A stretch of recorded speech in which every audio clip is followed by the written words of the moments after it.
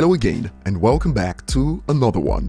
And today we have a couple of topics all linked to the classic The Eminem Show album, after a recent report sparked shocking reactions linked to TES collapse that looks to be pacing for diamond certification after the latest milestone, to more on a classic fail moment from a popular US critic on The Eminem Show that was used to show that they have always had it in for Eminem from the start.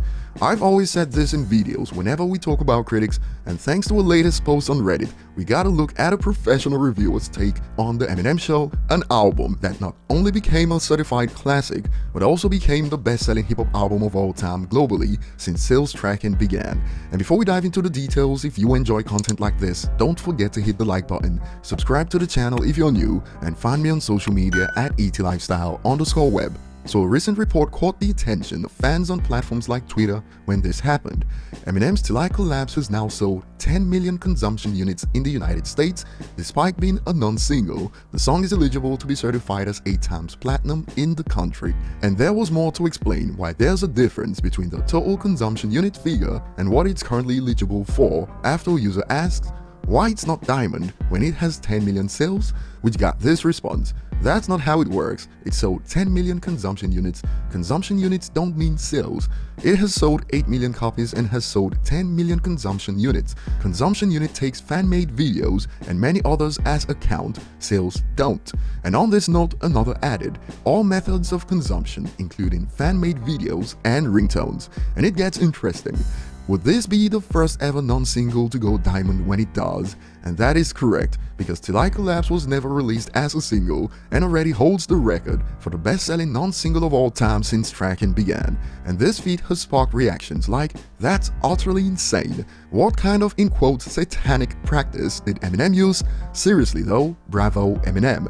And if you were with us for the last video, you know that TES Collapse remains in the top 10 most streamed 2000 songs on platforms like Spotify. And here's an educated guess: I Believe Without Me is also on track for something big in the next few months. It's pacing for 1 billion on Spotify. It's Eminem's most popular song right now on Spotify and also on YouTube, so we'll see real soon. And on TES Collapse's new milestone, here's some spicy reactions. Once again, Eminem didn't make TES Collapse a single to give the other bees dropping music in O2 a fighting chance. More, first non-single to hit 1 billion on Spotify, and now is coming for the first non-single to go diamond. Is insane. It's only a matter of time. Fans already see the light at the end, and it's getting brighter with every step. This is gonna be M's 4th diamond song, and it's very much deserved. And here's some context for you guys on how fast TES Collapse is heading to diamond. Back in late February, the song made history and became the first non-single to hit 1 billion on Spotify. And right now, from late February to November, on Spotify it earned an additional 188 million streams since then. Converted, using the sales to streams formula, it has moved the equivalent of 1.25 million units from Spotify alone in roughly 9 months. Like, how insane is that? This is bonkers. And the next topic at hand is also linked to the Eminem Show, and for the younger Eminem fans out there, a user on Reddit recently chose to educate the youngins based on a take from a popular US critic on the Eminem Show from back in 2002, JD slating the Eminem Show in 2002. Reminder that Eminem used to be accused of being out of touch in his golden age too. JD of the Chicago Sun-Times reviewed Eminem's new album, The Eminem Show, giving it an avoid rating. JD said, "For the first time in his career, Eminem is out of touch with current pop culture. His references are all slightly out of date, if not downright dusty.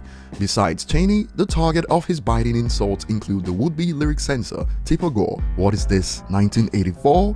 Broadcast personality, Joel Siegel, innocuous techno maven, Moby, and Sally Jesse Raphael, whose final show was on last week. And the reactions have been golden. Good to know critics have been slow when it comes to Eminem for 20 years, and some had the time to break down the buffoonery on display from the take on the Eminem Show. It's a poor take, seen as a lot of his references on the album absolutely made sense at the time. Moby was huge in the early 2000s. Tipper Gore was running for the vacant US Senate seat in 2002, so the author's reference to 1984 makes zero sense, and Joel Siegel was still a prominent critic in TV talk shows. He also conveniently neglects to note the many other references M made which were more in quotes modern/popular. For lack of a better word, it seems to be a criticism for criticism's sake. I've said it countless times, critics only had to concede years later because the world deemed Eminem's first three as classic albums, and today they sneakily talk about how Eminem's new music doesn't compare to his classics, the same classics that they reviewed poorly initially on the same publications. Kind of ironic, and there was more education for the younger fans. There have also been people who have saying they missed the old Eminem since like 2002. Even when the classic came out, some people thought the Eminem show was too commercial/not gritty enough and wanted Slim Shady LP voice back. Then by the time of Relapse, people were devastated that it didn't sound like the Eminem show. Now many fans want the Relapse sound again, and there are also people who are wishful for the MMLP2 era and don't like the calmer modern flows. What qualifies as old just keeps moving. It's a merry-go-round of narratives that keep changing, but what remains constant is that in every era, critics have always underrated Eminem's music, and check this out.